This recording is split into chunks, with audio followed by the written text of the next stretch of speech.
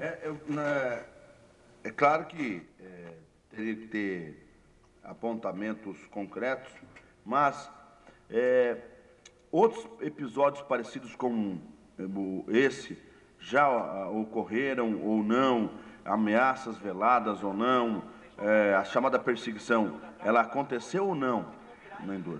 Você falar em perseguição, então em perseguição, na história mais recente, eu sou a pessoa mais qualificada para falar sobre perseguições, né? Você teve um salário, teve um monte de... Então, tinha aquela história de uma sindicância, de uma armação da Endur. Aliás, se eu estiver equivocado, ela que me acione juridicamente, né? Daí nós vamos provar nos tribunais, enfim. Uma armação feita pela empresa pública Endur, não com essa administração, mas independente disso, responde igual, né? Aliás, parte da administração que está hoje estava na ocasião, mas não na linha de frente, digamos assim, né? Então, a armação que ocorreu começou em novembro de 2008 e se encerrou em maio de 2010. Na ocasião, eu perdi 70% do salário, fiquei 20 dias afastado. Procurei tomar algumas providências na ocasião, mas fui mal assessorado na época por um pseudo-sindicalista, que não convém eu dizer aqui o nome, que ficou de me auxiliar e me deixou na mão. Mas, enfim, aí eu vou tratar a questão como algo pessoal, né? Vou acionar a empresa, isso já é público, que eu farei isso após o término do mandato. Aí eu vou acionar ele de forma pessoal, não misturando o sindicato com a minha questão pessoal, que não foi pessoal, na verdade, foi uma perseguição direta às minhas atividades, né? Mas como isso implicaria em outras coisas maiores, eu vou, até por ter sido abandonado por esse pseudo-sindicato aí, que eu não vou mencionar quem é, né? Numa ocasião, talvez eu faça quando eu sair do sindicato, para não misturar as coisas, né? Mas eu tratarei disso, com certeza, no final do mandato, e lanço aqui o desafio, né? Se eu estiver equivocado, como já disse em várias situações, quando eu digo que a empresa armou para mim, fez uma armação, me perseguiu e me surrupiou 70% de salário, a gravação está... Se alguém estiver fazendo, pode providenciar. Eu mesmo estou fazendo, se quiser, eu mesmo forneço. Eu estou dizendo aqui que foi uma armação com todas as letras. Então, a pessoa mais qualificada na Endur hoje para dizer que de perseguições sou eu. O Dalvo ia ser transferido e eu perdi 70% de salário. Então, eu sei como que é. Por isso que eu digo, né? O sindicato está solidário a ele e aos demais que se sentiram perseguidos, né? Mas, em relação ao meu caso específico, vou tratar disso aí após o término do meu mandato em novembro, né? Dia 15.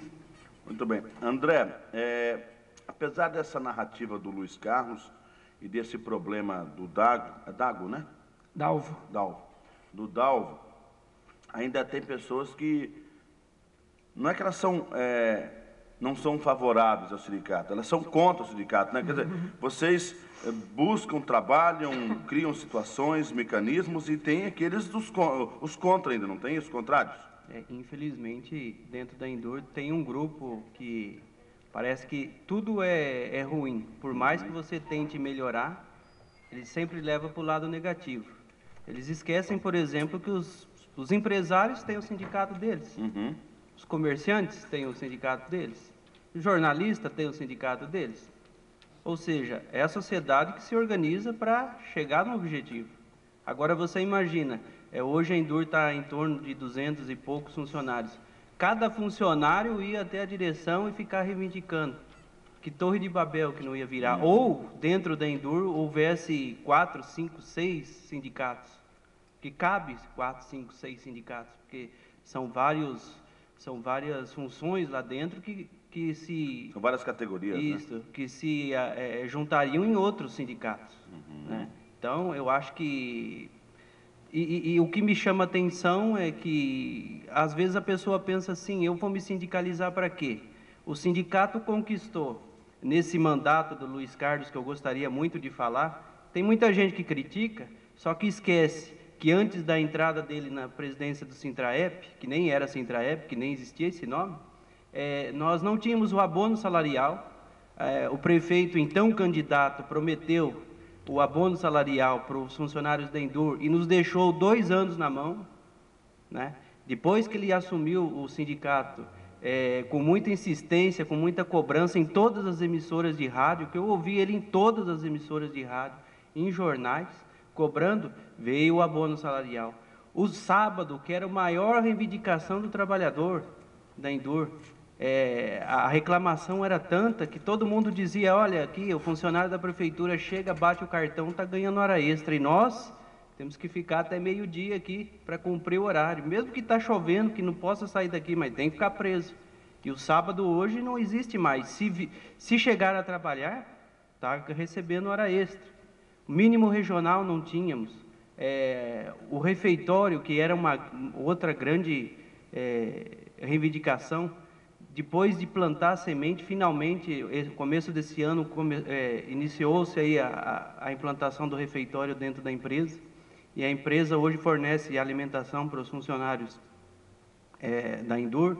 E até esse plano de cargos e salários que criou-se todo essa, vamos dizer assim, a paralisação da semana passada ou retrasada, foi uma semente plantada pelo sindicato, porque ninguém nem sabia o que era plano de cargo e salário dentro da Endur. E quem plantou a semente do plano de cargo e salário, a criação do plano de cargo e salário, foi exatamente o sindicato. Ou seja, se o sindicato não valesse tanto assim, como tem muita gente que pensa, quanta coisa que a gente ia deixar de ter? Ou será que eles acham que teríamos que esperar a bondade da administração ou de algum diretor da empresa para se conseguir esse benefício? Muito bem, bem lembrado, bem narrado por você, bem explicado. Essa questão o Lúcio já disse aqui que há mais ou menos uns 40 dias, um pouco mais talvez, não tem bem a data, que estava em estudo, que vocês seriam chamados para conversar. Como é que está essa questão dos salários, do plano de carreira de vocês, Luiz Carlos? Então, o plano de cargos e salários, ele é, igual o André falou, uma semente plantada pelo sindicato em 2008, na eleição municipal de 2008, quando nós procuramos todos os candidatos a prefeito e apontamos a necessidade de ter um plano de cargos e salário. Nós plantamos essa semente.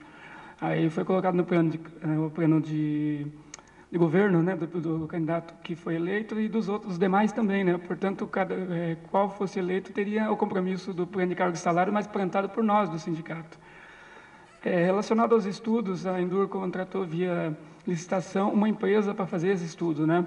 Que nem a Endur, muito menos o sindicato, teria pessoal técnico qualificado para fazer esse estudo. Então, a empresa foi contratada, teve um prazo para fazer esse estudo, passou para a Endur, que daí a Endur, por sua vez, fez modificações nesse estudo, né? Por isso que demorou tanto. Teve o trabalho da empresa contratada via licitação, que passou para a Endur, e a Endur fez um remanejo nesse plano de cargos e salários e depois apresentou para o sindicato. E o que ela apresentou era extremamente ruim. Já não está aquelas coisas, mas era muito mais ruim, né? Era o plano do 1% que a gente intitulou, né? Eu até tive aqui no seu programa e falamos sobre isso. Era o plano do 1%, porque tudo se resumia a 1%. 1% por isso, 1% por aquilo, 1% por curso de ensino médio, 1% por universitário. Aí a gente batemos o pé e modificamos. Não ficou aquilo desejado, mas já deu uma avançada, né? Por exemplo, o ensino médio vai ser 2%, era 1%, dobrou, ao menos isso, né? Dobrou, era 1% no ensino médio, dobrou para 2%. Assim como o universitário também está 2%, o curso de qualificação era 1%, foi para 1,5%, ou seja, deu uma mexida naquilo que era intitulado do plano de 1%, né? Ironicamente chamado. Lúcio Demarque declarou que estaríamos muito semelhantes aos servidores municipais, o que é uma grande inverdade, né? Porque se você comparar esse plano de cargos e salários, mesmo com as modificações que a gente conseguiu a duras penas modificá-lo, se você comparar com o plano de cargos e salário dos servidores, a gente vai passar vergonha, né? Que estamos muito atrás do que o plano de cargos e salário oferece para os servidores. Então, o vice-prefeito não deve fazer esse tipo de declaração. Ele poderia declarar que vai haver um avanço, como vai, já que não existia, né? Mas você dizer que vai ser semelhante aos servidores municipais de Toledo é uma grande inverdade. Se os servidores municipais reclamam do seu plano de cargo e salário, imagine quando você fizer essa comparação, o que não vai vir na frente de reclamações, né? Mas como uma inovação, como algo que não existia, né? Nós estamos aceitando, implantando, né, mais uma semente, que é o plano de cargo e salário, ele virá agora, que no futuro as novas administrações do sindicato precisam lutar para que seja alterado, para que daí sim se assemelhe ao sindicato, aos servidores municipais de Toledo. Como está hoje, ele é um avanço, mas não é o desejado ainda, né? Ele vem como uma semente plantada em 2008, que agora vai começar a germinar, né? E que poderá ser modificado futuramente, e tem que ser modificado, né? Não pode ficar estático. E o que eu gostaria de, só para ressaltar, claro, nós conseguimos, com muita com muita firmeza, porque nós fomos firmes com a empresa, para que se colocasse uma cláusula que garantisse a participação do sindicato, não de nós, que nós estamos terminando, mas dos próximos que virão, em qualquer mudança do plano de cargos e salários, o sindicato terá que estar presente e levará essas modificações, positivas ou não, para uma assembleia onde os trabalhadores darão a palavra final.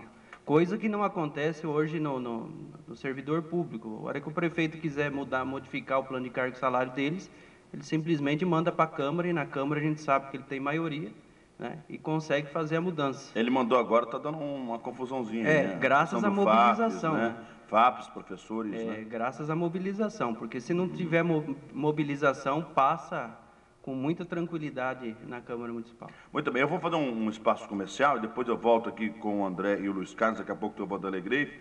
Bom, vocês ouviram atentamente, os dois já disseram que estão encerrando o mandato no comando do Sindicato dos Funcionários da Enduro, o Sintraep. E daí, eles continuam, podem continuar, não podem continuar, tem assembleia, não tem assembleia? Claro que vai ter, quando será realizada. Detalhes, outras pessoas são pré-candidatas, candidatas, chapa única, bate-chapa, aqueles que reclamam do sindicato estão dispostos a assumi-lo, não, e daí? Enfim, já, mais detalhes aqui no Iguaçu Notícias. São 7h54, 7h54.